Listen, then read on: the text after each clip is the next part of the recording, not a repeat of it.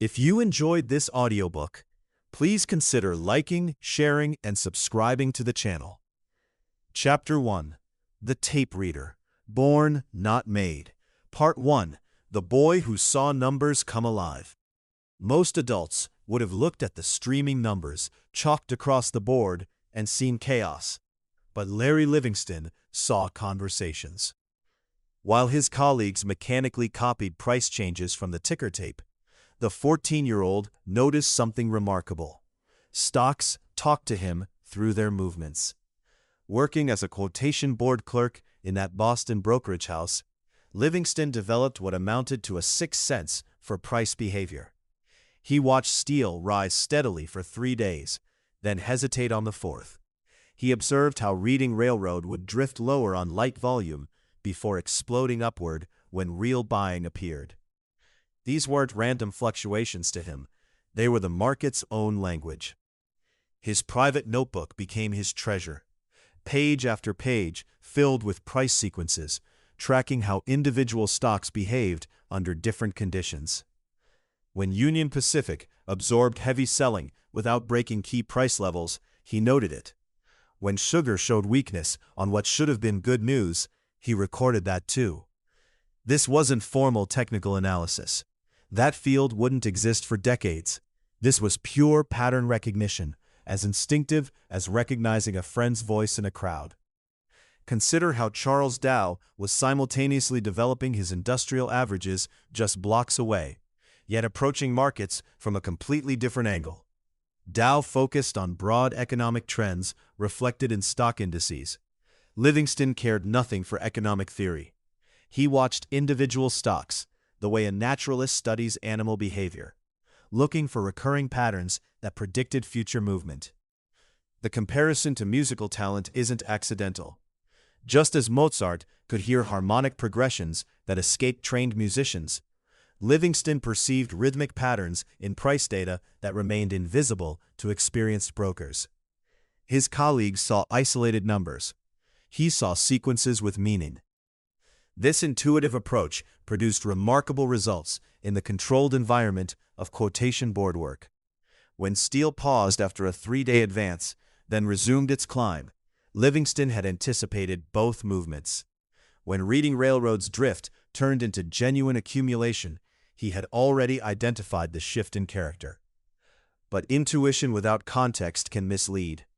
Livingston's gift worked perfectly in the artificial world of bucket shops, where prices meant everything and execution was instantaneous. Real markets, as he would soon discover, demanded additional skills that pure pattern recognition couldn't provide. The foundation was solid. His ability to read price behavior would serve him throughout his career. Yet, the market's first lesson was already forming. Natural talent must constantly adapt to changing conditions, or it becomes a liability rather than an advantage. Part 2. First Trades and the Thrill of Being Right. The moment came after weeks of meticulous observation. Livingston had been tracking a particular railroad stock, watching how it responded to selling pressure each afternoon around 2 o'clock. The pattern was consistent enough that he felt confident placing his first real trade using his own money rather than just mental rehearsals. He positioned himself carefully, waiting for the familiar sequence to unfold. When the stock dipped exactly as his notes predicted it would, he bought. Within hours, the price moved upward precisely as his accumulated observations suggested. The profit was modest, perhaps enough for a decent meal, but the psychological impact was enormous. This wasn't luck. Jesse James had once said that planning beat chance every time, and Livingston was discovering the same principle in market speculation. He hadn't acted on a tip from a colleague or a hunch about the railroad company's prospects. He had simply noticed that this particular stock exhibited predictable behavior when certain price conditions appeared. The validation felt intoxicating. All those hours spent recording numbers and tracking sequences had produced something tangible. More importantly, it proved that market movements weren't random chaos, but contained readable patterns for those patient enough to study them. Lefevre emphasizes this distinction throughout the book. Many speculators confused gambling with systematic observation. They would hear whispered rumors about copper mines or oil discoveries and risk their money on second-hand information. Livingston was developing something entirely different, a method based on the market's own testimony rather than external opinions. Consider how different this approach was from conventional investing wisdom of the era. Most people believed stock prices reflected company fundamentals or insider knowledge. Livingston was discovering that prices themselves contained all the information he needed. The stock's behavior during previous selling waves told him more about its likely future direction than any newspaper article about the railroad's earnings. This first successful trade established the philosophical foundation that would guide his entire career. Price behavior, not company analysis or economic forecasting, became his primary source of market intelligence. The stock market was telling him its secrets through the language of price movement, and he was learning to become fluent in that language. The experience taught him that systematic observation could generate consistent profits, but it also planted the seeds of overconfidence that would later create serious problems when he encountered different market conditions where his refined methods no longer applied as cleanly. Part 3. The Mechanics of Reading Price Behavior. Watching price behavior teaches you everything about a stock's real intentions. Livingston discovered something that would transform his entire approach to the market. Stocks communicate through their price movements long before any news explains their actions. His notebook became more than just a record of numbers. He tracked sequences, patterns, and rhythms that other traders completely ignored. When Union Pacific climbed 3 days in a row, but closed near its daily lows each time, Livingston noted this peculiar behavior. When reading coal absorbed heavy selling without dropping more than a point, he documented this strength. These weren't random observations, but systematic data collection about how individual stocks actually behaved under pressure. The breakthrough came when Livingston realized that every stock developed its own personality. Some stocks would surge on heavy volume, then immediately reverse. Others would climb slowly and steadily for weeks before making any significant move. Manhattan Railway, for instance, had a tendency to test new highs 3 times before breaking through. Baltimore and Ohio typically gave back half its gains the day after any sharp advance. Most traders focused on why stocks moved. Livingston focused entirely on how they moved. When newspaper headlines screamed about railroad strikes, he ignored the commentary and watched only the price response. Did the affected railroad stocks gap down and continue falling, or did they quickly recover from the initial shock? The actual business impact mattered far less than how the market digested the information. This approach stripped away every emotional and intellectual bias that typically destroyed traders. Livingston didn't need to have opinions about company management, economic conditions, or industry prospects. The price pattern contained all the information he needed to make profitable decisions. Consider how Atchison Topeka behaved during the summer panic of that year. While analysts debated the company's financial health, Livingston simply observed that the stock held firm despite 3 separate waves of heavy selling. Each time the stock was hammered down, it recovered within 2 days. This pattern told him that someone with deep pockets was accumulating shares, regardless of what the newspapers were saying about the railroad's troubles. The method demanded incredible discipline. Livingston learned to ignore his natural human curiosity about causes and explanations. When a stock's price pattern suggested an imminent move, he acted on that signal alone. Whether the move resulted from insider knowledge, earnings surprises, or pure speculation became irrelevant. The market's own transaction record provided all the evidence he needed to make consistently profitable trades. This systematic approach to reading price behavior became the foundation for everything that followed in his career. Part 4. The Tension Between Natural Talent and Formal Markets. Livingston's first encounter with the real stock exchange humbled him in ways no bucket shop loss ever had. His greatest strength became his most dangerous weakness overnight. Every instinct that had made him money in Boston now cost him dearly in New York. The difference was execution speed. In bucket shops, when Livingston saw his signal and placed an order, he got filled at exactly the price he expected. The transaction was instant and clean. If Union Pacific was quoted at 87 when he decided to buy, he bought at 87. His timing system worked because the mechanical relationship between decision and execution remained constant. Wall Street's legitimate exchanges operated under entirely different rules. When Livingston spotted the same familiar patterns and tried to act, precious seconds elapsed between his order and its execution. Floor brokers had to receive the order, walk to the trading post, and compete with other orders. By the time his buy order for Union Pacific at 87 was filled, the stock might already be trading at 88 or 89. This delay destroyed his methodology completely. Livingston had trained his eye to spot the exact moment when a stock was about to move. But if that moment passed while his order worked its way through the exchange machinery, he ended up chasing prices instead of anticipating them. He was buying strength instead of buying before strength, selling weakness instead of selling before weakness. The psychological impact was devastating. Livingston had never experienced systematic failure. His confidence, built on hundreds of successful bucket shop trades, crumbled as he watched his proven method produce consistent losses in the new environment. The same patterns were there, the same signals appeared right on schedule, but the mechanical execution difference made all his expertise worthless. Think about a surgeon who perfects his technique in one operating room, then gets transferred to a new hospital where all the instruments are slightly different sizes. His hands know exactly what to do, but the tools no longer match his muscle memory. Livingston faced the same cruel mismatch between refined skill and changed circumstances. This experience taught him something profound about markets and mastery. Excellence in trading is not just about reading price patterns correctly.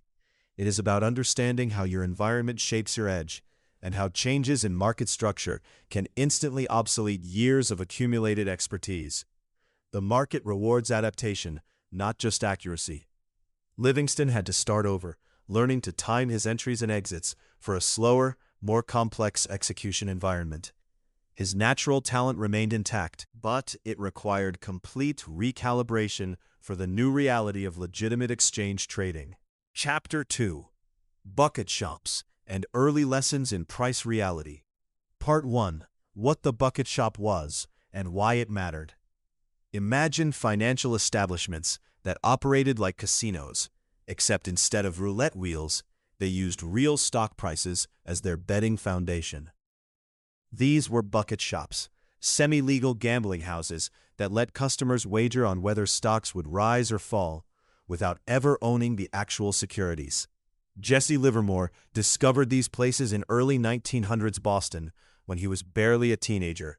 Unlike legitimate stock exchanges, bucket shops offered something invaluable for a young trader learning his craft: instant execution at the exact prices displayed on the ticker tape.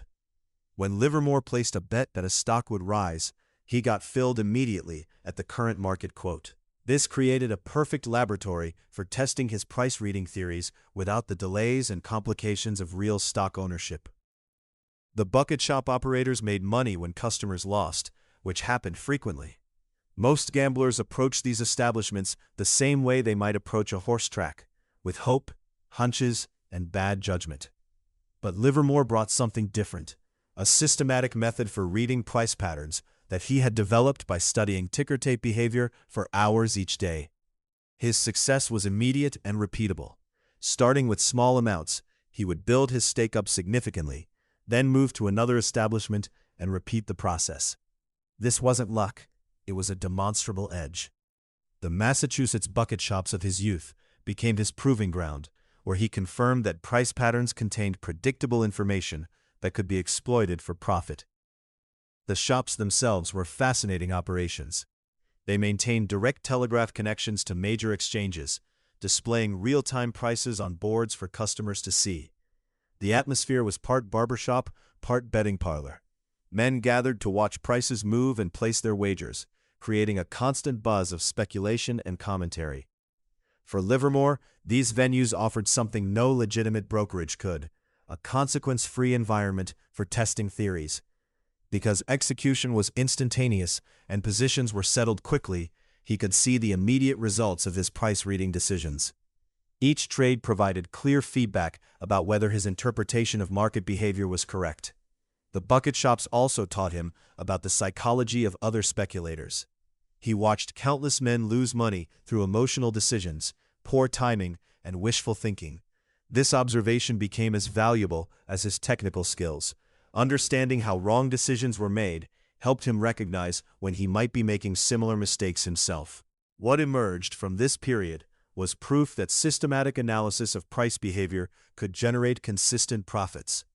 The bucket shop era established that Livermore's edge was real, measurable, and transferable across different venues. This foundation would prove crucial when he eventually faced the more complex challenges of legitimate stock exchange trading. Part 2: The Ban as Badge of Honor and Commercial Disruption. Getting banned from bucket shops became Jesse Livermore's strangest career milestone. Picture a casino systematically ejecting a skilled card counter. That's exactly what happened when shop after shop realized Livermore wasn't just another gambler hoping for lucky breaks. The mathematics were brutal for bucket shop operators. They made money when customers lost, operating like bookmakers setting odds against amateur speculators. Most customers obliged by making emotional trades, chasing tips, and ignoring price signals. Then Livermore appeared, treating their establishments like personal ATMs. He would study the ticker tape, spot price patterns, and extract profits with mechanical precision. Shop managers initially welcomed his business. A young trader with small positions looked harmless enough. But Livermore's wins weren't random. They followed clear patterns that suggested genuine skill rather than beginner's luck. When someone consistently beats a house edge, the house takes notice. The first ban came from a Boston establishment where Livermore had tripled his stake multiple times. The manager simply told him not to return. Rather than discouragement, Livermore felt vindication. Getting thrown out for winning too much was market confirmation that his method actually worked. Soon, other shops followed suit. Word spread through the tight-knit bucket shop community about the young trader who could read price movements like sheet music. Livermore found himself persona non grata across Boston's financial district. This forced creative solutions. He began using disguises, different clothes, fake mustaches, altered posture. He recruited friends to place trades using his signals, splitting profits with his proxies. Some shops caught on to these arrangements and banned his known associates too. The whole situation became farcical. Here was a teenager sneaking around Boston in costume, conducting elaborate spy games just to play stock trades. Yet underneath the comedy lay serious business validation. Every ban represented independent confirmation that systematic price analysis could generate consistent profits. The bucket shops had inadvertently created their own nemesis. By providing instant execution at quoted prices, they gave Livermore the perfect laboratory to develop his skills. Now those same skills threatened their business model. They couldn't change their fundamental structure. They needed losing customers to survive, but they could eliminate customers who refused to lose. For Livermore, the bans became badges of honor. Each rejection validated his growing confidence that speculation could be approached scientifically rather than emotionally. The market itself was telling him he had discovered something real and exploitable. This pattern would repeat throughout his career. Success in one environment would eventually force adaptation to new conditions, new rules, new challenges. Part 3: The Transition to Real Stock Exchanges. Moving from bucket shops to the real New York Stock Exchange hit Livermore like stepping from a practice ring into Madison Square Garden mid-fight. The shock was immediate and brutal. In bucket shops, when he spotted a price movement and placed his trade, the fill happened instantly at the quoted price. This instantaneous execution was the foundation of everything he had learned. His entire method depended on reading the tape and acting within seconds. But the real exchange operated differently. Orders took time to reach the floor, time to execute, time to report back. Those precious seconds, sometimes stretching into minutes during busy periods, destroyed his carefully calibrated timing. Imagine a pianist who has spent years perfecting pieces on a piano that responds instantly to every keystroke. Suddenly, he sits down at an instrument where each note takes a full second to sound after pressing the key. Every song becomes cacophony. This was Livermore's reality on the exchange floor. The execution delays weren't just inconvenient, they made his proven strategies actively harmful. By the time his orders filled, the price movements he had spotted were already history. He found himself buying at peaks and selling at valleys, the exact opposite of what his tape reading had predicted. The market was moving in the directions he anticipated, but his entries and exits were catastrophically mistimed. Commission structures added another layer of punishment. Bucket shops charged nothing for trades. They made money when customers lost. The exchange charged real commissions on every transaction. Small position sizes that generated decent profits in bucket shops barely covered trading costs on the exchange. He needed to risk far more capital per trade just to break even after fees. The psychological impact was devastating. After years of consistent wins, Livermore watched his carefully accumulated capital evaporate. Each loss felt like proof that everything he thought he knew was worthless. The market hadn't changed its fundamental nature, but the infrastructure around it had changed enough to invalidate his entire approach. This transition taught him something crucial about adaptation. His core insight about reading price movements remained valid, but the execution framework needed complete reconstruction. He had to learn patience where he once practiced speed. He had to think in larger position sizes and longer time frames. The auction market's price discovery process was more complex than the bucket shop's simple quote matching. The losses were expensive tuition for a graduate-level course in market structure. But they forced him to develop a more sophisticated understanding of how markets actually function when real money flows through real institutions with real delays and real costs. Part 4. Learning that the game always changes its rules. When Jesse Livingston perfected his bucket shop method, he made a dangerous mistake. He confused mastery with permanence. This confusion cost him dearly, but it taught him the most important lesson any speculator can learn. The market is not a fixed opponent with unchanging rules. It is a living system that evolves faster than most traders can adapt. What worked yesterday becomes tomorrow's trap. Consider what happened to Livingston repeatedly throughout his career. He would develop a profitable approach, execute it successfully for months or years, then watch it fail spectacularly when conditions shifted. His bucket shop tape reading worked perfectly until he moved to real exchanges. His early stock exchange methods worked until market volatility patterns changed. Each time he achieved confidence, the market restructured itself around new realities. This pattern reveals something profound about speculation. The market rewards adaptation more than expertise. Livingston discovered that his greatest enemy was not ignorance, but outdated knowledge. The techniques that made him money last year could bankrupt him this year if he applied them without modification. Real examples abound in modern markets. Long-term capital management's Nobel Prize-winning team mastered fixed income arbitrage until Russian debt default changed the rules in 1998. Their sophisticated models became worthless overnight because they assumed historical relationships would persist. The fund collapsed precisely because their past success bred overconfidence in permanent principles. Livingston learned to approach each market phase as a new game requiring new rules.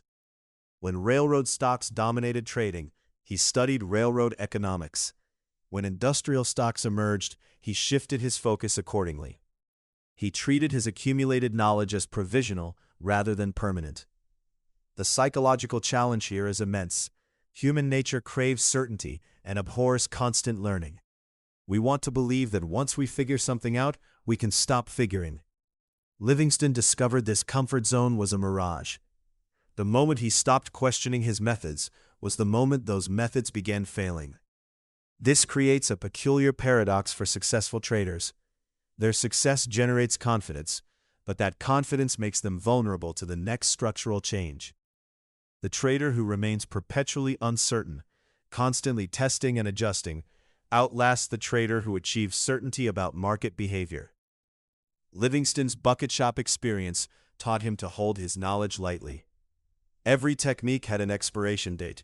Every pattern eventually broke down. The only permanent skill was the ability to recognize when change was necessary and execute that change before the market forced it upon him. This lesson extends beyond trading. Any competitive field where conditions evolve rapidly rewards continuous learning over accumulated expertise. Chapter 3: The Emotional Traps of Trading. Hope, Fear, and Greed. Part 1. Hope as the trader's most dangerous emotion. The most dangerous word in a trader's vocabulary might surprise you. It's not loss or mistake, but hope. Jesse Livingston learned this lesson the hard way during his cotton trading debacle of 1907. He had entered a massive short position, convinced that cotton prices would fall. When the market moved against him by 3 points, every indicator on his tape screamed that he was wrong. The volume patterns had shifted. The price action showed clear accumulation by larger players. Professional traders were quietly covering their shorts. But Livingston held on. Hope whispered in his ear that the market would turn around. Just one more day, maybe two. The fundamentals still supported his thesis, didn't they? Cotton production was up. Demand seemed soft. Surely the market would see reason and reverse course. 3 points became 6. 6 became 12. What started as a manageable loss snowballed into a catastrophe that nearly wiped out his entire account. The tape had been honest from the beginning, showing him exactly what was happening. His hope had been the liar. This psychological trap catches even sophisticated traders. Richard Dennis, the famous turtle trader, once held a losing soybean position for weeks beyond his own rules because he couldn't accept that his fundamental analysis was wrong. The position cost him millions before he finally surrendered to reality. Hope creates a dangerous delusion that market prices should conform to our expectations. When we buy a stock at $50, we unconsciously expect it to go to $60. If it drops to $45, hope tells us this is temporary. The market will recognize its mistake. Other buyers will step in. The company's earnings will justify our price. But markets don't care about our expectations or our purchase price. They reflect the collective judgment of millions of participants, processing information faster than any individual trader ever could. When the market moves against us, it's delivering information, not making a mistake. The mathematical reality is brutal. If you risk 2% on each trade, but let hope turn that into 8% losses, you need 4 perfect trades just to break even. Hope doesn't just delay necessary action. It destroys the mathematical foundation that makes profitable trading possible. Livingston eventually developed a simple rule. When a position moved against him by a predetermined amount, he closed it immediately. No questions, no second guessing, no hope for recovery. This mechanical discipline, emotionally painful but mathematically essential, became the foundation of his later success. The tape never lies, Livingston discovered. Only our interpretation of it does. Part 2. Fear that paralyzes at exactly the wrong moment. Fear strikes with surgical precision, always arriving at the moment it can cause maximum damage to your trading account. Jesse Livingston watched this phenomenon destroy countless traders throughout his career. They would enter positions based on solid analysis, see the market move in their favor, then panic and sell just before the major move materialized. The fear wasn't random. It followed a predictable pattern that revealed itself in every market cycle. Consider what happened during the 1907 panic. Livingston had positioned himself short before the crash, watching his profits accumulate as stocks plummeted. But as his unrealized gains grew larger, Fear began whispering. What if the market suddenly reversed? What if he lost these paper profits? Many traders around him were covering their short positions to lock in modest gains, terrified that their winning trades might evaporate. Livingston initially fell into this trap. He would see a stock move 5 points in his favor and sell, only to watch it continue another 20 points in the same direction. The mathematical reality was crushing. His small wins averaged 3 to 5 points, while his losses, thanks to hope keeping him in bad positions too long, averaged 15 to 20 points. No amount of being right about market direction could overcome this arithmetic disaster. The psychology behind this pattern runs deeper than simple caution. Unrealized profits feel imaginary, vulnerable, ready to disappear at any moment. A $1,000 gain on paper carries the constant anxiety that it might become a $500 gain, or worse, a loss. The trader convinces himself that taking a small profit is prudent money management, when it's actually portfolio suicide. Livingston eventually recognized that fear was hope's evil twin. Hope paralyzed him in losing trades, while fear ejected him from winning ones. Both emotions served the same master, the desperate need to avoid the psychological pain of being wrong. But markets don't care about psychological comfort.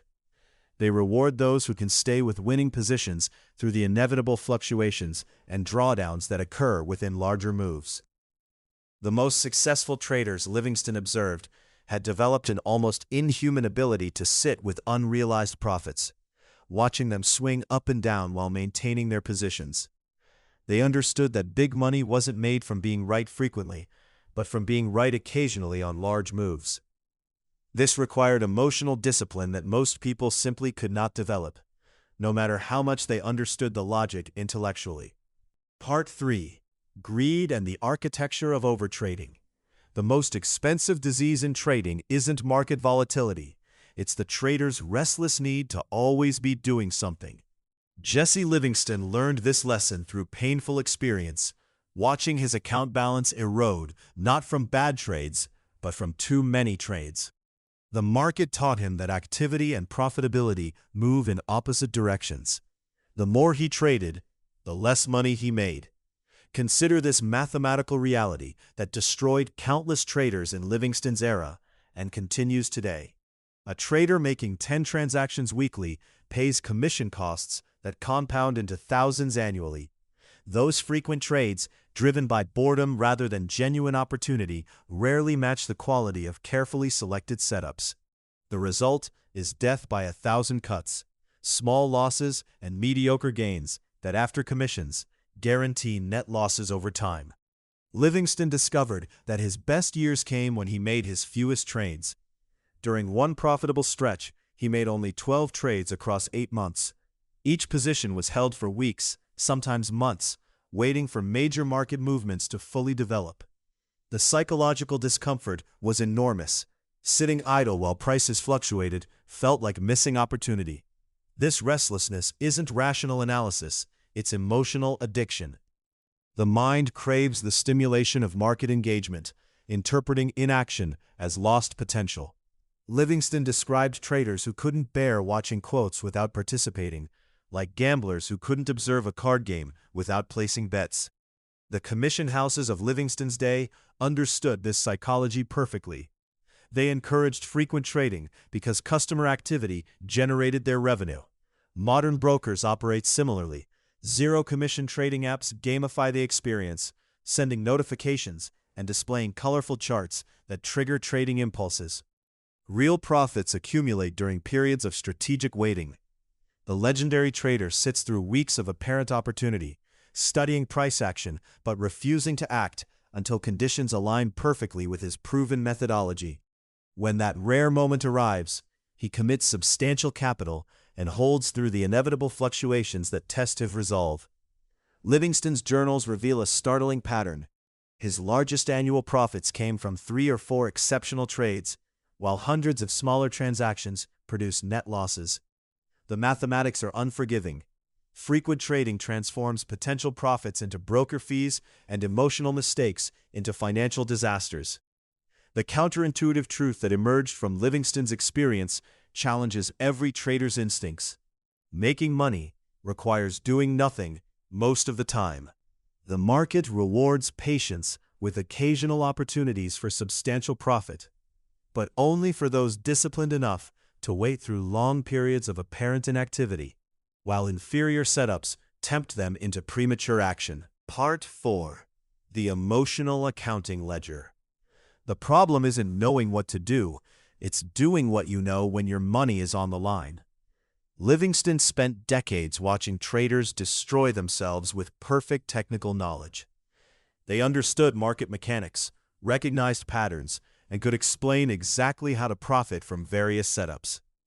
When real money entered the equation, their brains betrayed them completely. A cotton trader named Richardson knew bull markets required holding positions longer than felt comfortable. In practice, Richardson sold every profitable position within days, capturing tiny gains while watching massive moves unfold without him. His account statements told the story.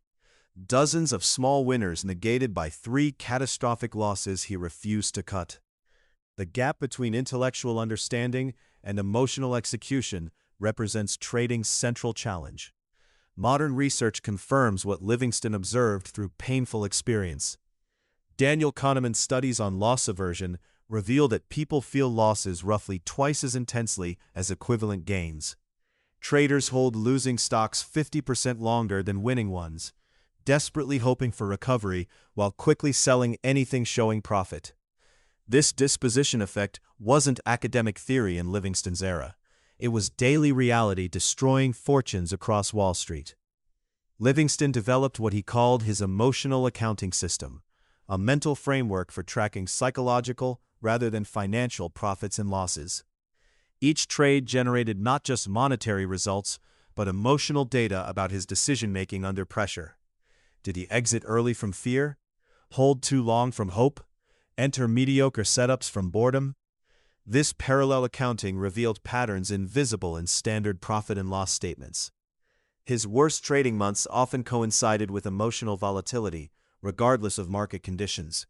The framework anticipated behavioral finance by 40 years. Livingston identified systematic biases that academics would later formalize: anchoring to purchase prices, overconfidence after winning streaks, and the tendency to take profits quickly while nursing losses indefinitely. He recognized these weren't moral failures, but predictable human responses to uncertainty and risk. What separated successful speculators from the masses wasn't superior analysis or market timing. It was the rare ability to act against emotional impulses when the tape demanded it. Livingston met perhaps a dozen traders in 40 years who consistently cut losses immediately and held winners to their natural conclusions. These men weren't emotionally different. They had simply developed systematic responses that bypassed emotional decision-making entirely. The harsh reality Livingston presents offers no false comfort. Most traders never bridge the gap between knowing and doing. Emotional mastery isn't guaranteed through study or practice, but awareness creates the only possible foundation. The trader who cannot identify his psychological weaknesses has no defense against them when market pressure intensifies and real losses threaten his capital. Chapter 4. The Art of Sitting Still. Patience as a Strategy. Part 1. The Concept of the Line. Most traders fail because they refuse to wait for what Livingston calls the line, that critical moment when a stock breaks free from its price prison. Think of a stock trading between $48 and $52 for months. Every day it bounces around this narrow range like a ball in a box. Most traders see this sideways movement and get bored. They want action. They want to feel like they're doing something important with their money. Livingston learned to love these boring periods. While others fidgeted and made trades that went nowhere, he watched and waited. He knew something powerful was building beneath the surface. Modern traders call this a consolidation base, but Livingston simply called it preparation for the real move. The hardest part wasn't identifying which direction the stock would eventually break. His analysis often showed him the right answer weeks or months early. The hardest part was doing absolutely nothing with that knowledge. Consider what happens when you act too early. You buy that stock at $50, convinced it will break higher. For the next 3 months, you watch it bounce between 48 and 52. Your capital sits there, earning nothing. Worse, every small dip toward 48 makes you nervous. You start questioning your analysis.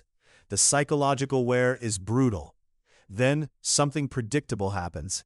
You get frustrated and sell at 49, taking a small loss. 2 weeks later, the stock breaks above 52 with heavy volume and runs to 65. You were right about the direction, you were wrong about the timing, and timing cost you everything. Livingston experienced this pattern repeatedly early in his career.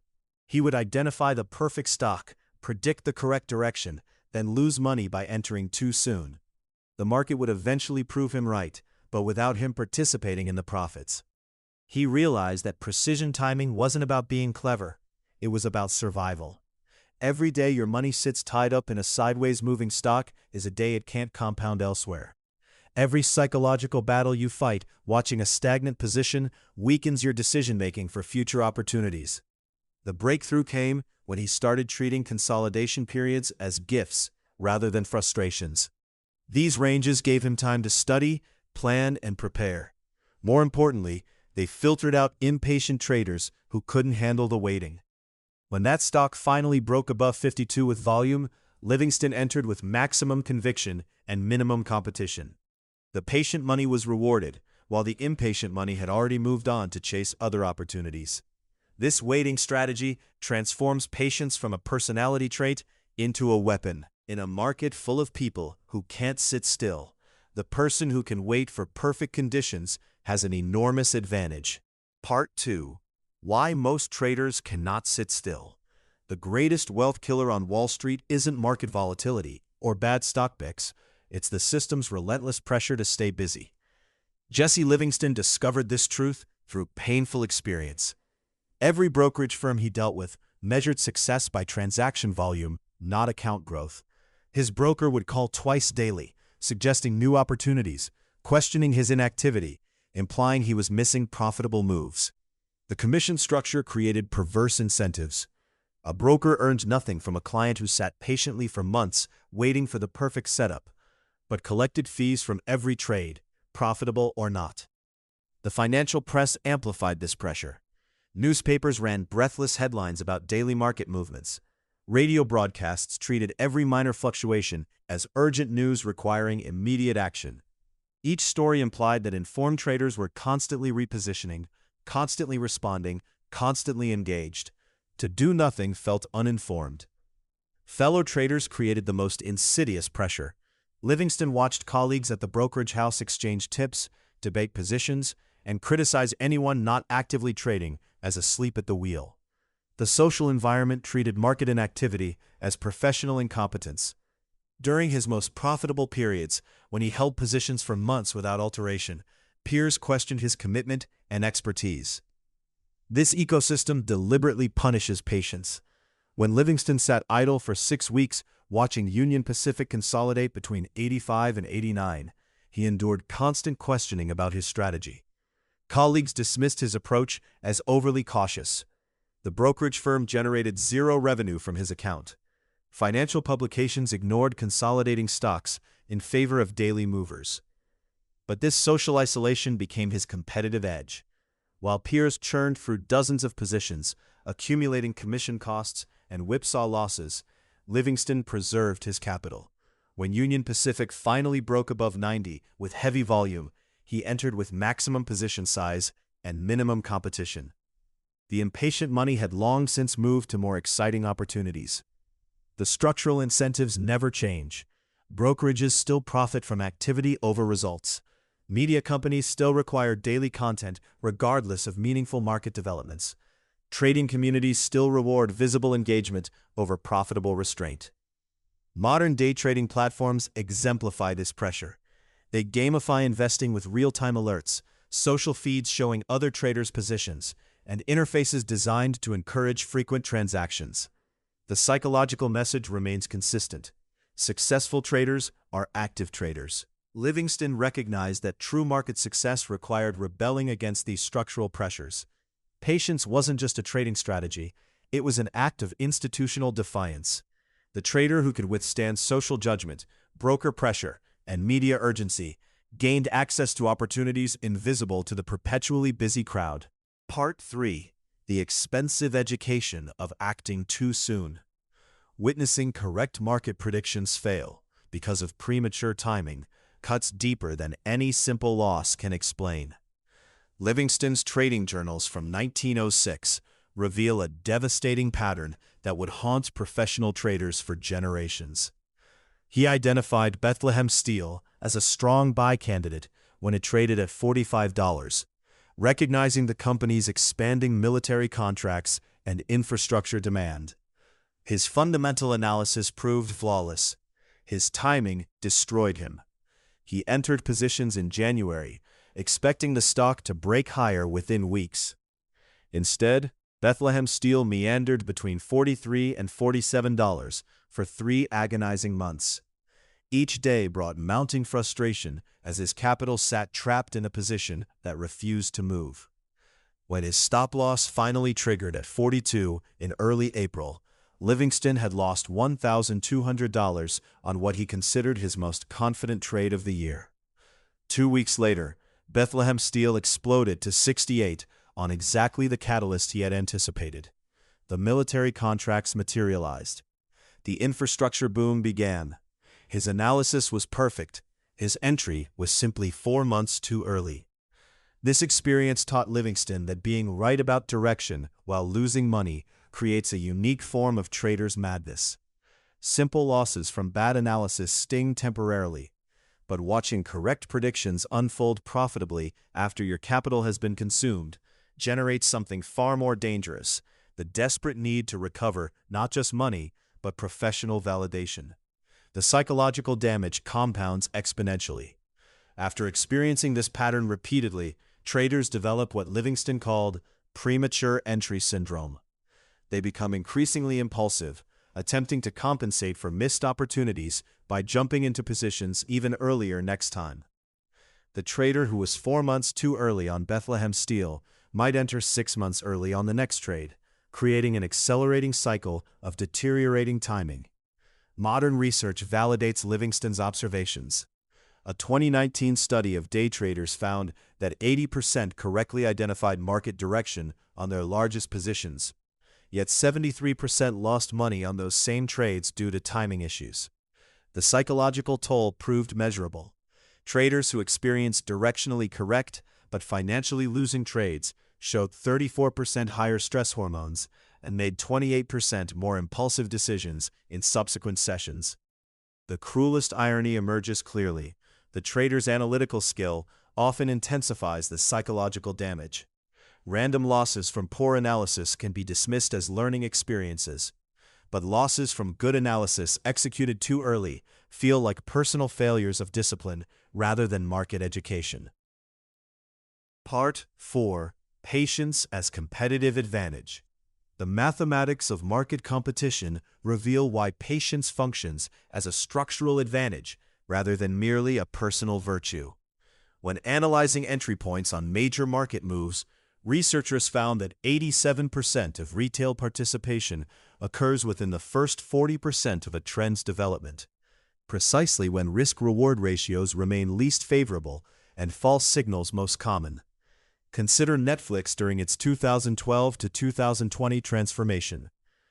While thousands of traders attempted to catch every earnings-driven swing, buying into volatility spikes and selling during consolidations, the patient capital that entered during the January 2016 base at $90 and held through systematic expansion captured the majority of the 400% move to $360. The impatient participants, despite being directionally correct about streaming's future, largely missed the structural wealth creation due to timing issues. This pattern repeats because market psychology creates predictable scarcity at optimal entry points. When a stock consolidates for months, generating no quick profits, most traders abandon it for more active opportunities. Commission costs accumulate during sideways action. Brokerage statements show flat performance. Social pressure mounts to find better positions. The patient trader faces none of these pressures because they hold no position during consolidation periods. Their capital remains completely liquid. They pay zero carrying costs. Most importantly, they experience zero psychological erosion from watching a stagnant investment. When breakout finally occurs, two groups exist: exhausted previous participants who have been whipsawed through false starts, and fresh patient capital entering at confirmed signals. The exhausted group often sells into strength, having learned to distrust the stock's movements. The patient group buys this selling, entering precisely when technical conditions are clearest and fundamental momentum strongest. Warren Buffett's Berkshire Hathaway exemplifies this principle at an institutional level. During the 2008 to 2009 crisis, while leveraged participants faced margin calls and forced selling, Berkshire deployed $15.6 billion in patient capital accumulated during previous years of waiting. They purchased Wells Fargo, Goldman Sachs, and General Electric preferred shares at crisis-driven prices unavailable to participants who had remained fully invested throughout the bubble. The competitive advantage emerges mathematically. If 90% of participants cannot exercise patience, then patient entries face 90% less competition for optimal pricing. This scarcity premium compounds over multiple market cycles, creating long-term structural opportunities for the patient. Creating substantial performance differentials that appear mysterious but stem from basic supply-demand dynamics. Chapter 5. Reading the Market's Own Story. The Tape as Oracle. Part 1. Price as the Only Truth. Jesse Livermore discovered something that contradicted everything Wall Street believed about making money in stocks. When Livermore walked into a brokerage house in 1907, he carried no research reports, ignored company earnings, and dismissed insider tips that other traders desperately sought. Instead, he watched the ticker tape like a doctor reading a patient's heartbeat. The continuous stream of prices told him everything he needed to know about what every participant in the market was actually doing, not just saying. Consider what happens when a company announces poor earnings. Traditional analysts rush to calculate new valuations and issue sell recommendations. But Livermore watched something different. If the stock barely declined on the bad news, or worse, actually rose slightly, the tape was telling him that someone with deep pockets was quietly buying every share that frightened investors wanted to sell. The price behavior contradicted the obvious interpretation of the news. This revelation came to Livermore during his observation of Union Pacific in 1906. Despite a series of negative newspaper stories about railroad regulation, the stock refused to fall meaningfully. Each wave of selling was absorbed without visible effort. While other traders debated the political implications of the regulatory threats, Livermore simply watched buyers step forward every time the price dipped. The tape was revealing institutional accumulation happening in real time. The power of this approach becomes clear when you realize what price actually represents.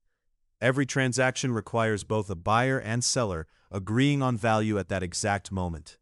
When Union Pacific traded at 185, someone with real money decided that price was worth paying, regardless of what newspapers were writing or what analysts were calculating. The person buying might have inside information about a secret merger, or superior analysis of regulatory outcomes, or simply different risk tolerance. But whatever their advantage, it was being expressed through actual purchasing behavior that the tape recorded immediately. Livermore understood that waiting for explanations meant arriving after the opportunity had passed.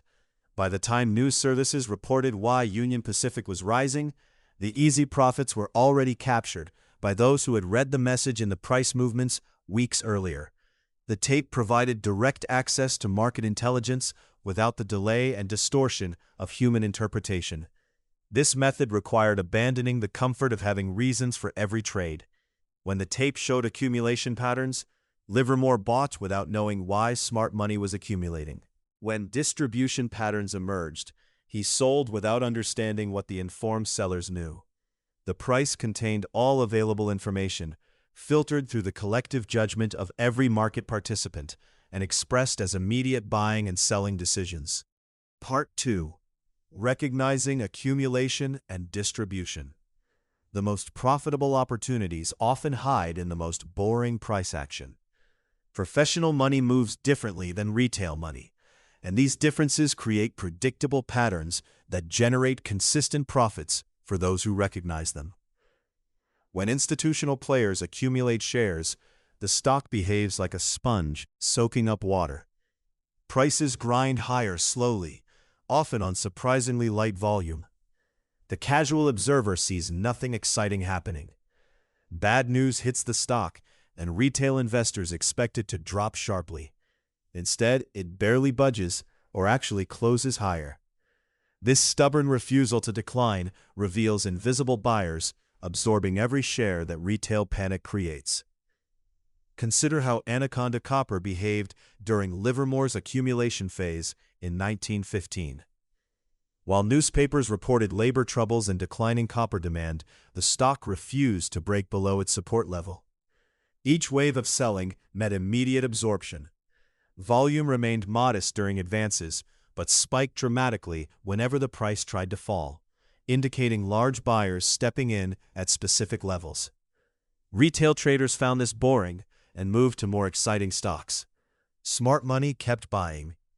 The distribution phase creates the opposite pattern. Good news arrives, and the stock jumps enthusiastically, but something feels wrong to the trained eye. The rally fails to reach new highs despite positive headlines. When bad news surfaces, the decline is sharp and swift, exceeding the magnitude of recent advances. This asymmetry signals that large holders are using every bounce to sell shares. During the 1906 Union Pacific distribution, the stock would rally 3 points on favorable railroad earnings, then drop 5 points when general market weakness emerged. Professional sellers were using strength to exit positions, while retail buyers chased the good news. The volume patterns told the complete story: heavy selling on up days disguised as enthusiasm, light volume on down days as retail holders refused to sell at losses. These behavioral asymmetries remain invisible without deliberate study of price sequences over time. Most traders focus on individual days or dramatic moves. The professionals who generate consistent profits watch how stocks behave across weeks and months, noting the subtle differences between genuine buying pressure and artificial price movements. Why do these patterns persist across decades? Because human nature remains constant. Institutional money still accumulates quietly to avoid driving prices higher before positions are complete. Distribution still occurs during optimistic periods when retail buyers eagerly purchase shares that smart money wants to sell. The tape records these transactions honestly, revealing the true supply and demand balance beneath surface appearances. Part 3. The danger of narrative over data. Smart money recognizes when the story stops matching reality. That's when the biggest opportunities emerge. Jesse Livermore faced this exact challenge during his short position in Union Pacific Railroad in 1906. The company's earnings were declining, railroad traffic reports showed weakness, and financial newspapers published bearish analyses daily. Every rational indicator supported his short thesis. The story made perfect sense, but the stock refused to behave as expected. Union Pacific began climbing steadily despite the negative fundamentals. Each day brought the same pattern: modest buying pressure that absorbed all selling, small advances that held overnight, and a stubborn refusal to decline, even when railroad sector news turned worse. Most traders would have doubled down on their short position. The fundamental story remained compelling. Why should price action matter when the underlying business was clearly weakening? Livermore recognized this thinking as the most dangerous trap in trading. He watched the tape behavior for 3 consecutive weeks. The stock wasn't just rising randomly. It showed the unmistakable signs of professional accumulation. Large blocks were being purchased quietly during low-volume periods. When selling pressure appeared, it was immediately absorbed without causing meaningful price declines. Livermore covered his entire short position at a loss. Within days, he reversed to a long position based purely on the price behavior he observed. The fundamental story hadn't changed. Union Pacific's business metrics remained weak for months afterward. But something had shifted behind the scenes. Railroad consolidation talks were occurring in private boardrooms. Major financial interests were positioning for a potential merger that wouldn't become public knowledge for another quarter. The tape was recording the accumulated knowledge of insiders who understood the situation better than newspaper analysts or public financial reports could reveal. When the merger announcement finally came, Union Pacific surged 40% in 2 days. Traders who remained short because the fundamental story seemed so convincing lost fortunes. Those who trusted the tape's message over their analytical narrative captured substantial profits from both sides of the trade. This episode taught Livermore that markets often know things before the reasons become apparent. The tape aggregates all available information, including private knowledge that never appears in public analysis.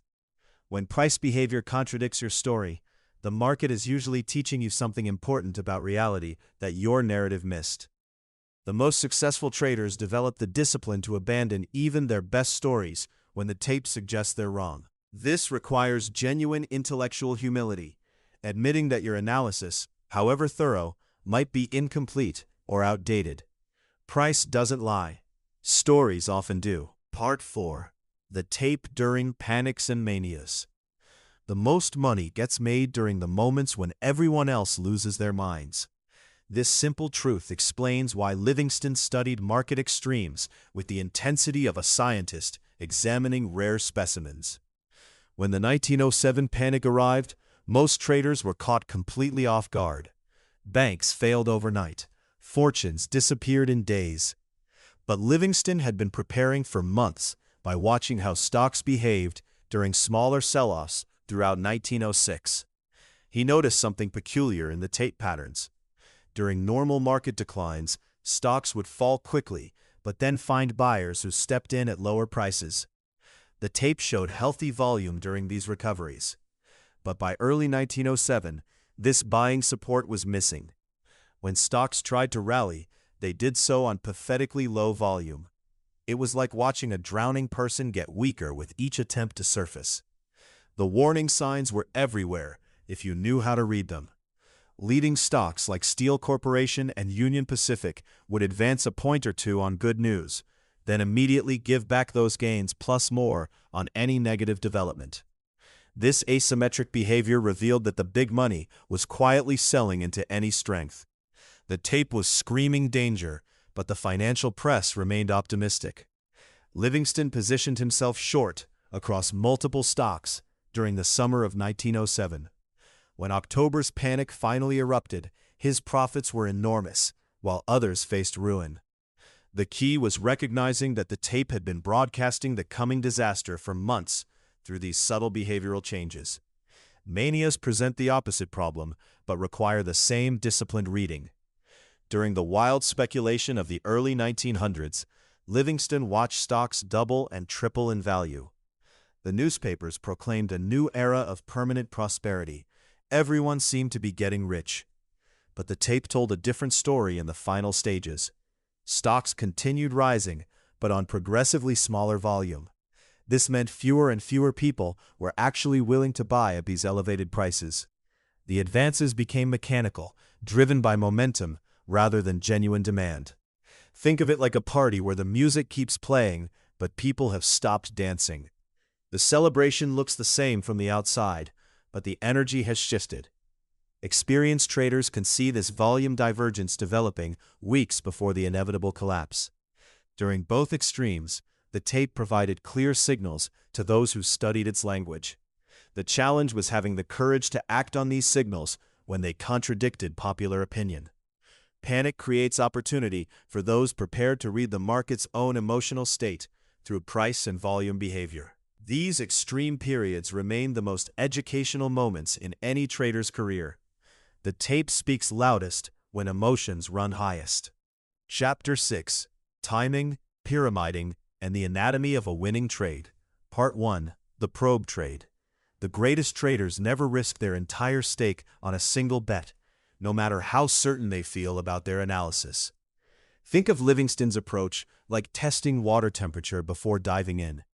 He would buy just 100 shares of Union Pacific when his analysis suggested a major move was coming, rather than committing his full intended position of 1,000 shares immediately. This small initial purchase served as his market thermometer.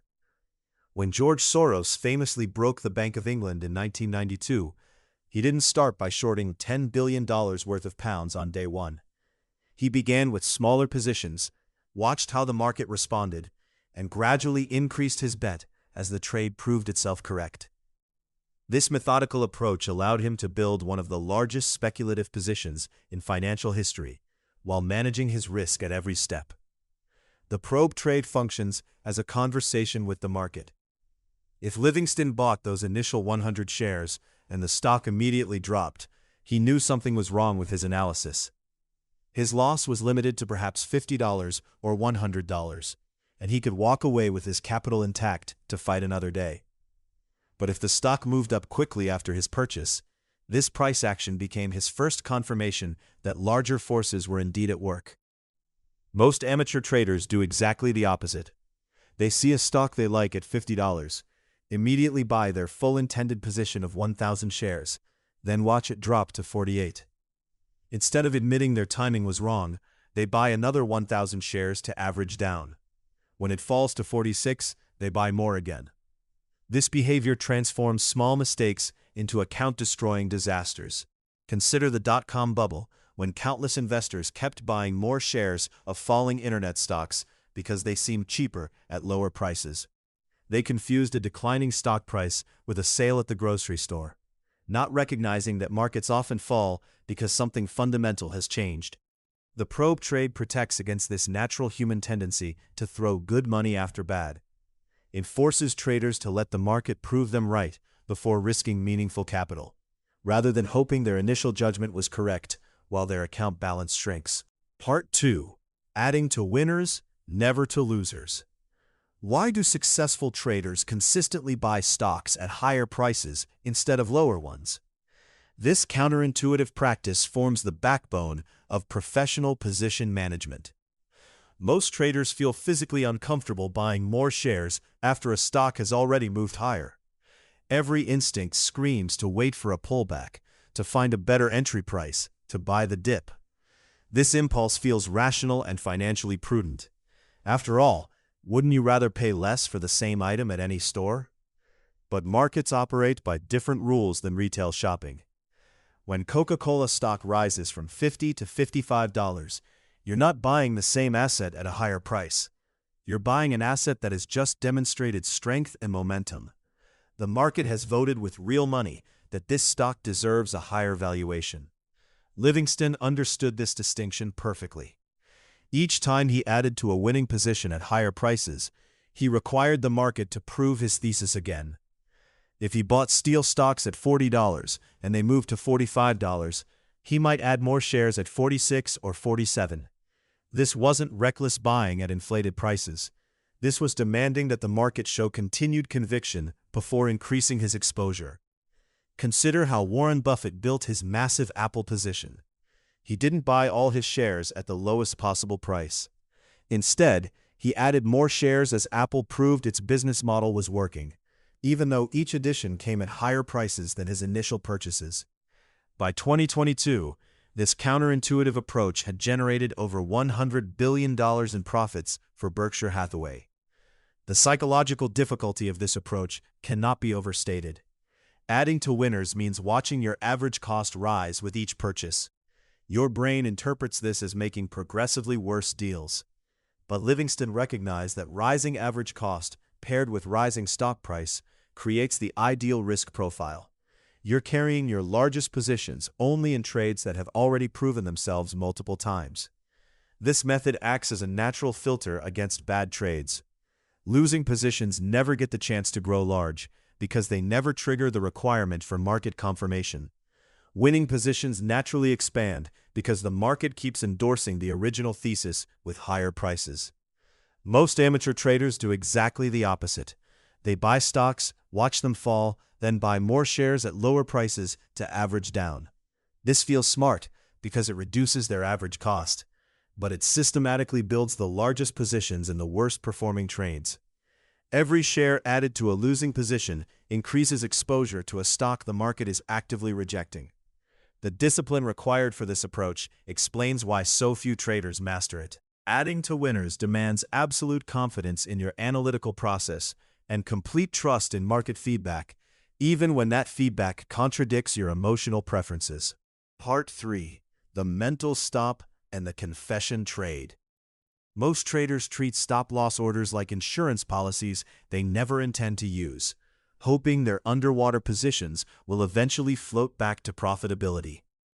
Livingston rejected the standard practice of placing mechanical stop orders with his broker.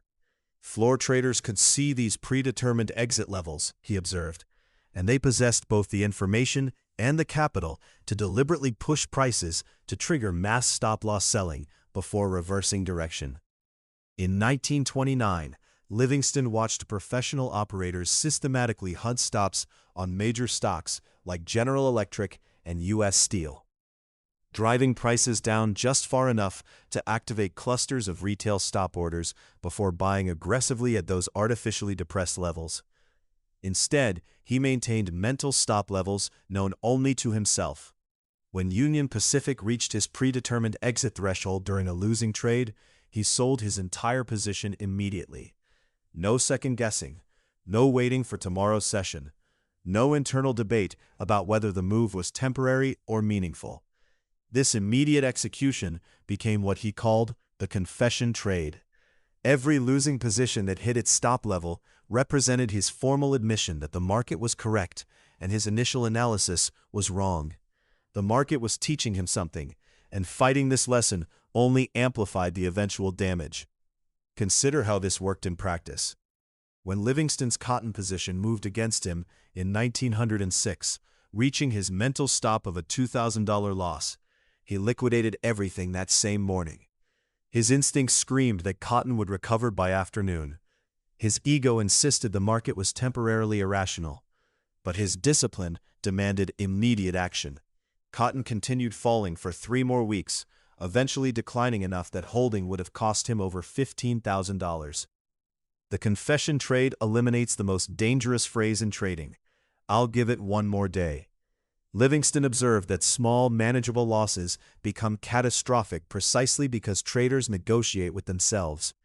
They create elaborate internal justifications for holding losing positions longer.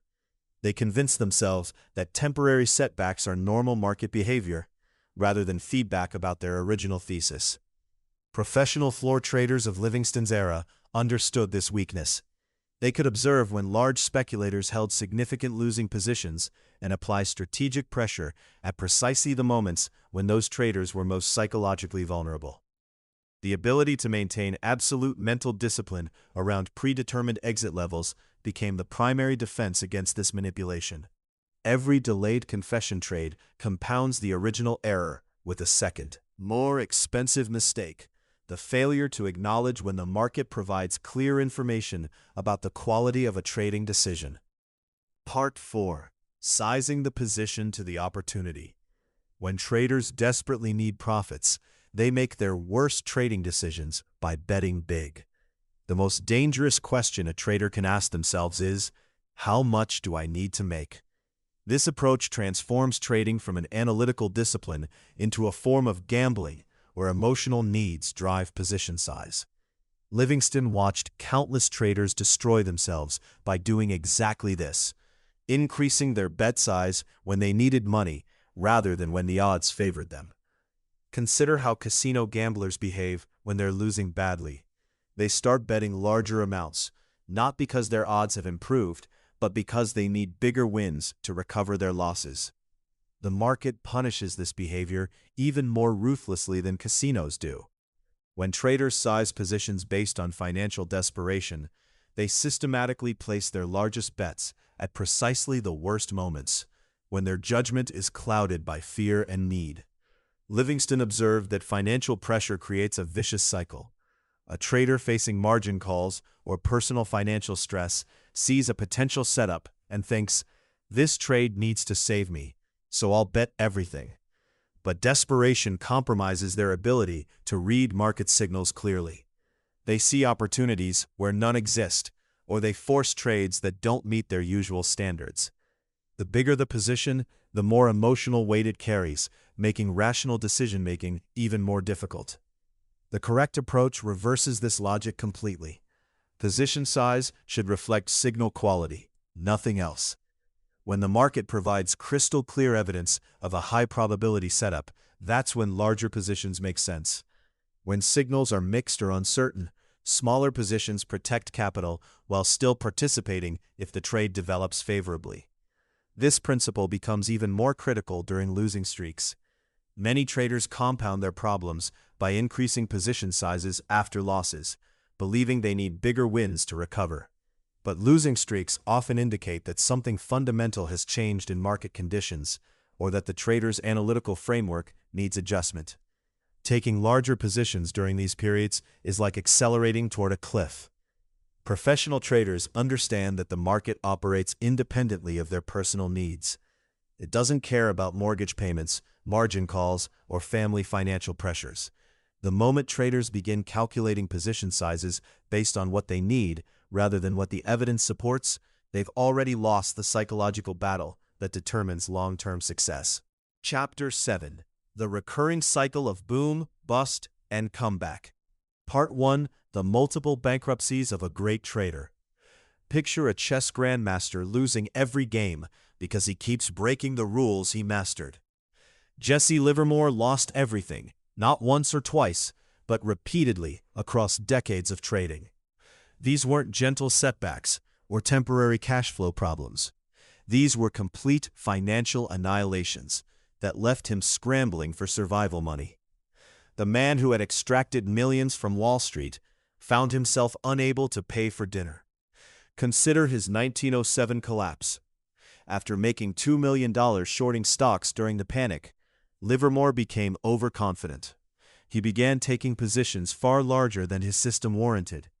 When the market turned, he held losing trades hoping they would recover instead of cutting them immediately. Within months, he had lost everything, plus borrowed money he couldn't repay. The cotton speculation of 1908 reveals another failure pattern. Livermore thought his stock market expertise would translate directly to commodities. Cotton behaved differently than stocks. The manipulation tactics he understood in equities didn't apply to agricultural markets, controlled by different players with different motivations. He lost his shirt because he assumed one market was identical to another. But the most instructive failure came in 1915. Livermore had rebuilt his fortune and was trading successfully again. Then he started listening to other people's advice. A well-meaning friend convinced him to hold positions longer than his system dictated. Another associate suggested he diversify into unfamiliar securities. Each deviation from his proven methods cost him money. Eventually, these small compromises accumulated into another complete wipeout. What made these failures particularly brutal was timing. Success bred the very overconfidence that destroyed him. After a string of winning trades, Livermore would convince himself he had evolved beyond his original methods. He would increase position sizes dramatically, reasoning that his skill justified bigger risks. He would hold losing positions, believing his judgment was superior to the market's message. The 1917 bankruptcy followed this exact pattern. Fresh from profitable war-related trades, Livermore began treating his rules as suggestions rather than requirements. He added to losing positions instead of cutting them. He ignored his tape-reading signals because he thought he knew better. The market taught him otherwise with characteristic ruthlessness. Each collapse shared common elements: abandoning proven methods, increasing leverage during overconfident periods, and the fatal belief that past success guaranteed future results. Livermore's genius lay in recognizing these patterns in himself, even as he seemed powerless to prevent them from recurring. Part 2: The Psychological Aftermath of Ruin. Watching Livermore dissect his own destruction reads like sitting through a surgeon's post-mortem examination of his most critical patient failure. The man who could read market patterns with microscopic precision applied that same analytical rigor to his own psychological wreckage. After each financial collapse, Livermore would methodically trace backward through his decisions, identifying the exact moment greed overcame discipline. He documented these mental autopsies with brutal honesty, never allowing himself the comfort of blaming market manipulation or bad luck. Consider his 1917 analysis. Livermore pinpointed the precise trade where he violated his stop-loss rule, adding more shares to a declining cotton position because he felt the market was wrong. He could name the specific conversation where he ignored his tape-reading signals in favor of insider information from a railroad executive. Most remarkably, he identified the psychological shift that preceded these tactical errors, the dangerous belief that his recent war profit successes had elevated him above his own proven methods. This forensic approach to failure sets Livermore apart from the countless traders who blame external forces for their losses. Bernard Baruch, another legendary speculator of the era, observed similar patterns among his Wall Street contemporaries. Those who blamed market manipulation or unfair competition after losses invariably repeated the same mistakes. Those who examined their own decision-making with Livermore's uncomfortable honesty often recovered stronger. The self-examination process required emotional detachment that bordered on clinical coldness. Livermore analyzed his bankruptcies like a pathologist studying tissue samples, noting recurring patterns without emotional interference. He observed how overconfidence consistently preceded his largest losses, how success bred the arrogance that ultimately destroyed it. Modern behavioral finance research validates Livermore's instinctive understanding of trader psychology. Studies show that investors who blame external factors for losses perform significantly worse over time than those who examine their own decision-making processes. The capacity for brutal self-honesty serves as the crucial differentiator between temporary setbacks and permanent failure. What made Livermore extraordinary was not his immunity to psychological traps. He fell into them repeatedly, but his willingness to confront these failures without self-deception. Each collapse became a case study in human weakness, analyzed with the same precision he applied to reading stock movements. This uncomfortably honest self-assessment transformed repeated failures into the foundation for eventual recovery. Part 3. The Mechanics of the Comeback.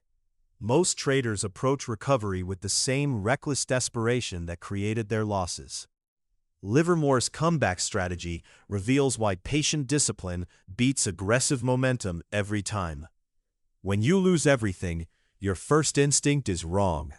The natural human response is to swing harder, risk more, and try to recover losses quickly. Livermore discovered this impulse kills more traders than the original market crash ever could. Jesse Livermore went broke multiple times, but each recovery followed an identical blueprint. He started with tiny positions, amounts so small they felt almost insulting to a man who had previously controlled millions. A trader who had once moved entire markets would begin again with 100-share lots, feeling his way back into the rhythm of reading price action. This wasn't about the money. Livermore understood that blown-up capital was actually the smaller problem. The real damage was psychological. Each major loss shattered his confidence in his own judgment, creating hesitation where decisiveness once lived. Small positions allowed him to rebuild this internal compass without risking another catastrophic failure.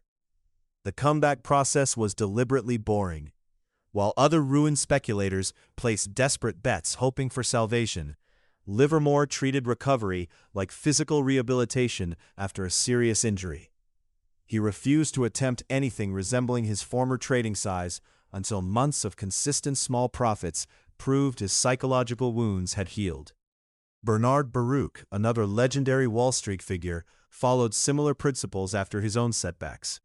He spoke of treating each comeback as starting medical school again, relearning fundamentals that success had caused him to abandon. The analogy fits perfectly. A surgeon who loses confidence doesn't immediately attempt complex operations. They return to basic procedures until their hands remember the required steadiness. What made this approach so powerful was its recognition of human psychology over market theory. Livermore knew that rushing back into large positions would recreate the same emotional conditions that caused his original downfall. Fear, greed, and desperation don't disappear just because you develop a new trading strategy. Modern behavioral finance research confirms Livermore's instincts. Studies of professional traders show that those who reduce position sizes after major losses perform significantly better over subsequent years than those who maintain previous risk levels. The psychological reset proves more valuable than the capital preservation. The patience required for this methodical approach explains why so few traders successfully return from major losses. Most people cannot tolerate the ego damage of starting over small when they once commanded respect through large positions. Livermore's willingness to embrace this temporary humiliation separated him from the thousands of failed speculators who never recovered from their first major collapse. Part 4. Why even great traders cannot permanently conquer the market. The most successful trader in American history made his greatest fortune in 1929, then lost almost everything before dying broke 11 years later. This paradox illuminates the market's cruelest truth. Jesse Livermore's final chapter reads like a Greek tragedy, complete with hubris and inevitable downfall. After his legendary 1929 short position generated profits equivalent to billions in today's currency, Livermore had achieved what every speculator dreams of: perfect timing on the century's greatest market crash. Yet Lefevre hints at the psychological poison already working through his protagonist's system. Success at this magnitude creates a dangerous delusion. Livermore began believing he had permanently cracked the market's code. The discipline that built his fortune, cutting losses quickly, trading with the tape, maintaining emotional detachment, gradually eroded under the weight of his own legend. Consider how this played out in real time.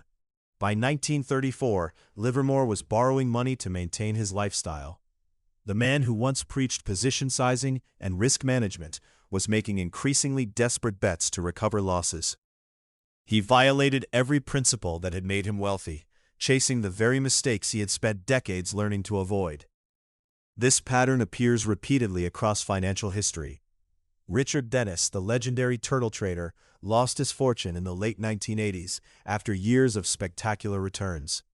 John Meriwether's long-term capital management imploded, despite housing Nobel Prize winners and generating previously impossible returns. Even Isaac Newton lost a fortune in the South Sea bubble, famously declaring he could calculate the motions of the heavenly bodies, but not the madness of the people. The market's ultimate weapon is not complexity or unpredictability. It's the trader's own psychology. Each level of success breeds new vulnerabilities. Small wins create overconfidence. Large wins generate complacency. Legendary wins produce the fatal belief that one has transcended normal market rules. Livermore's tragedy was not ignorance, but knowledge corrupted by success. He understood the market better than almost anyone alive, yet this expertise became his weakness. The market he had mastered for decades eventually mastered him through the one force he could not control: his own evolving relationship with risk and fear. The lesson transcends trading.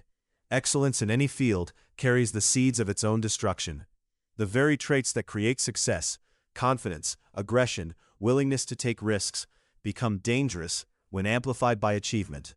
The market simply makes this feedback loop faster and more merciless than most other endeavors. Chapter 8. Wall Street's Human Constants. Why Markets Never Change. Part 1. The Eternal Recurrence of Market Patterns.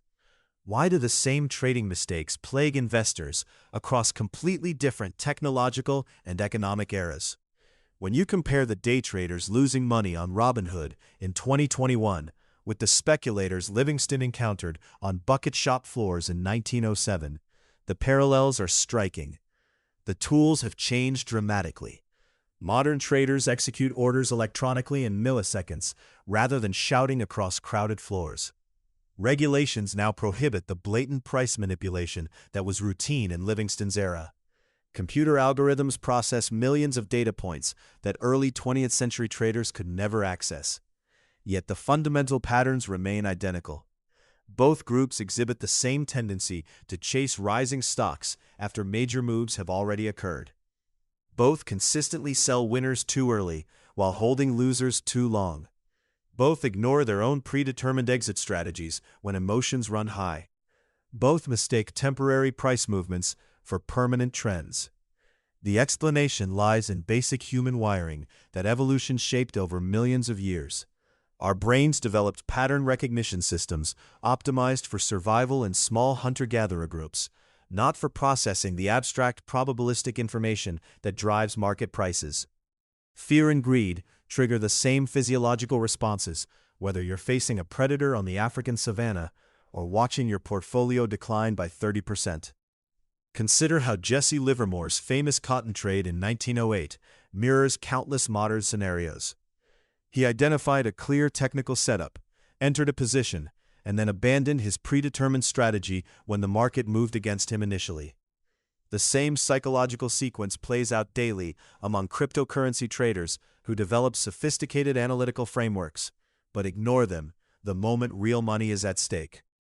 This consistency explains why Warren Buffett's investment letters from the 1960s remain relevant today, why technical analysis patterns first documented in the 1930s still work, and why value investing principles developed by Benjamin Graham continue generating superior returns. The underlying human behaviors that create market inefficiencies have not evolved. The technology that facilitates trading has become exponentially more sophisticated. The speed of information flow has accelerated beyond recognition. The variety of available instruments has expanded dramatically. But the core psychological drivers remain unchanged because human nature itself remains unchanged. This understanding transforms how serious traders approach market education. Rather than focusing exclusively on new technologies or current market conditions, they study the psychological patterns that persist across all eras. They recognize that mastering these eternal human constants provides more sustainable advantages than chasing the latest technical innovations or market-specific knowledge. Part 2. The manipulation that cannot be eliminated. The most dangerous assumption modern traders make is believing that regulation eliminated the manipulation problem. It simply changed the methods.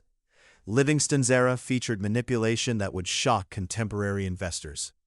Pool operators coordinated massive buying campaigns to artificially inflate prices before dumping shares on unsuspecting retail investors.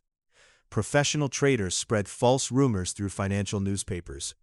Wash trading created fake volume by having the same entity buy and sell identical positions to simulate market interest. These practices were not only legal, but considered standard business tactics. When Jesse Livermore cornered Northern Pacific Railroad stock in 1901, the price rocketed from $100 to $1,000 per share in a single trading session. Rival speculators who had sold the stock short faced unlimited losses, as no shares existed for them to buy back. The manipulation was so complete that it temporarily crashed the entire New York Stock Exchange. Yet Lefevre documents a fascinating pattern. Even the most powerful manipulators eventually failed when they fought genuine market forces. Daniel Drew controlled Erie Railroad for years, manipulating its stock price at will through coordinated schemes with political allies. But when the fundamental economics of railroad transportation shifted during the Civil War, Drew's artificial price controls became unsustainable. He lost his fortune trying to maintain manipulation against authentic supply and demand pressures. This principle remains true today. High-frequency trading algorithms can create temporary price distortions. Coordinated social media campaigns can drive meme stock rallies. Large institutional players can move prices through concentrated buying or selling. But these modern manipulation methods still cannot override basic economic reality indefinitely. The patient trader who understands this dynamic gains a crucial advantage. Instead of trying to predict or fight manipulation, they wait for moments when artificial forces exhaust themselves against fundamental trends. When GameStop's price reached $400 in early 2021, sophisticated traders recognized that no amount of retail coordination could permanently sustain a valuation disconnected from underlying business metrics. Livingston's key insight was learning to distinguish between genuine market signals and manufactured noise. Authentic moves reflected real changes in supply, demand, or business conditions. Artificial moves relied on temporary coordination that eventually broke down under economic pressure. The modern equivalent involves recognizing when price movements reflect actual information versus temporary technical factors. Amazon's stock might drop 5% after an earnings report because algorithms automatically sell based on specific metrics. But if the underlying business fundamentals remain strong, patient traders can profit from the temporary dislocation once the algorithmic selling exhausts itself. This understanding transforms how traders approach seemingly unfair market conditions. Rather than feeling victimized by manipulation, they recognize these distortions as eventual opportunities for those willing to wait for economic reality to reassert itself. Part 3. The crowd psychology that creates opportunity. The most reliable profit opportunities emerge when the crowd reaches maximum emotional conviction. Yet few traders recognize this pattern while it unfolds. Watch any major market cycle, and you'll see the same behavioral sequence repeat with clockwork precision. During the dot-com boom of 1999, ordinary investors who had never owned stocks were quitting their jobs to become day traders. They weren't buying because companies were undervalued. They were buying because prices had been rising for months. Their convictions strengthened with each new high, not because they understood technology better, but because everyone around them was getting rich. This phenomenon follows a predictable emotional arc that creates systematic opportunities for prepared traders. In the early stages of a bull market, skepticism dominates. Prices rise slowly against persistent doubt. But as the trend continues, doubt transforms into acceptance, then enthusiasm, then euphoria. By the final phase, the most aggressive buyers appear precisely when smart money begins selling. GameStop's 2021 surge perfectly illustrates this dynamic. Retail investors didn't pile into the stock when it traded at $4 per share in 2020. They bought aggressively when it reached $200, $300, and $400. Their buying intensity peaked not at the beginning of the move, but at the absolute top, when their collective conviction was strongest. Livingston understood this emotional cycle intimately. He didn't short stocks simply because they appeared overpriced. He waited for specific signals that revealed when sophisticated operators were using the crowd's buying appetite to quietly distribute their holdings. The tape would show heavy volume but erratic price action, professional sellers using retail enthusiasm to exit their positions. This same pattern appears in every asset class across every generation. Housing bubbles, cryptocurrency manias, and individual stock crazes all follow identical emotional progressions. The crowd's conviction grows stronger as prices rise, creating the very conditions that sophisticated operators exploit. The key insight is timing. Maximum crowd conviction doesn't appear randomly. It emerges at mathematically predictable moments when the crowd's financial resources are fully committed and their emotional investment reaches its peak. These moments create natural selling opportunities for patient traders who recognize the pattern. Modern markets amplify this behavior through social media and instant information flow. Reddit forums, Twitter sentiment, and CNBC enthusiasm provide real-time measurements of crowd psychology that Livingston could only gauge through price and volume. Yet the underlying emotional drivers remain identical: hope, fear, greed, and the irresistible human tendency to extrapolate recent trends indefinitely into the future. Part 4. The Paradox of Market Wisdom. Most traders read the same books, study identical charts, and learn matching technical patterns, yet only a tiny fraction achieve consistent profits over time. This creates the most perplexing puzzle in all of financial markets. Jesse Livingston understood this paradox better than anyone. He could articulate precisely why most traders fail. They cut profits short, let losses run, trade on tips, fight the trend, and ignore their own rules. He had memorized these lessons through decades of expensive mistakes. Yet even Livingston, with all his experience and hard-won wisdom, repeatedly violated his own principles when real money was at stake. Consider his cotton trade in 1906. He had identified a massive bull market developing, accumulated substantial positions, and watched prices climb exactly as predicted. His analysis was flawless, his timing perfect, and his profits enormous. Then came the San Francisco earthquake.